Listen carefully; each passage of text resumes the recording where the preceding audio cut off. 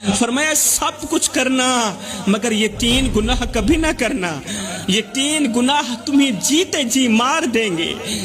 تم سانسیں تو لیتے رہو گے مگر سکون نہیں پاؤ گے. چہرے پر ہنسی تو ہوگی مگر تمہارا دل قبر سے بھی زیادہ تاریک ہوگا. پوچھا گیا یا رسول اللہ سونیا جلدی بتائیے نا وہ کون سے 3 گناہ ہیں؟ فرمایا پہلا گناہ ماں باپ کی نافرمانی. فرمایا جس نے ماں کی بات کاٹی، جس نے باپ کی بات کاٹی، اس کی قسمت رب نے خود کاٹ دی اور جڑ سے کاٹ دی. جس کی زبان سے بوڑھے باپ کے لیے سخت الفاظ نکلے اس کی دعائیں آسمان تک نہ پہنچی. ماں کی آنکھوں سے گرنے والا آنسو تمہاری پوری نسل تباہ کر سکتا ہے.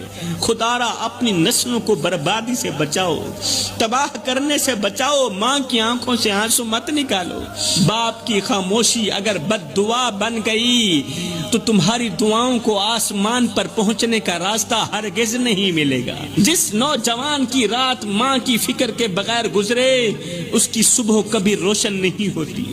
اللہ اکبر. میرے رسول کریم نے فرمایا دوسرا گناہ مر جانا، مٹ جانا، اللہ کے ساتھ کسی کو شریک مت ٹھہرانا.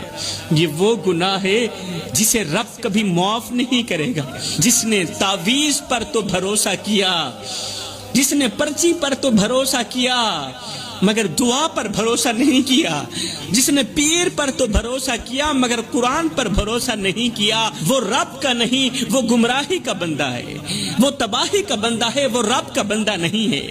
رب سب کچھ برداشت کرتا ہے مگر اپنے ساتھ کسی اور کو برداشت نہیں کرتا. تو میرے رسول کریم صلی اللہ علیہ وسلم نے فرمایا دوسرا گناہ اللہ کے ساتھ کسی کو شریک ٹھہرانا. تیسرا گناہ کسی کا دل دکھانا، کسی کو دکھ دے کر خوشی محسوس کرنا، سکون محسوس کرنا. کسی کو اتنا مت ستاؤ کہ وہ اللہ کے سامنے تمہارا نام لے کر رو پڑے.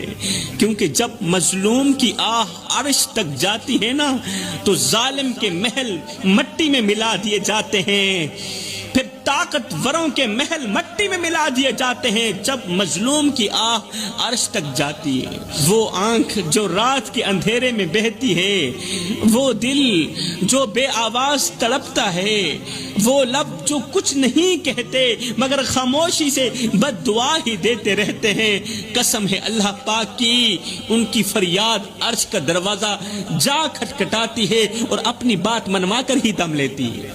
ایسے مظلوموں کا رونا، ایسے دکھیارے لوگوں کا رونا اللہ سے اپنی بات منوا کر ہی دم لیتے ہیں.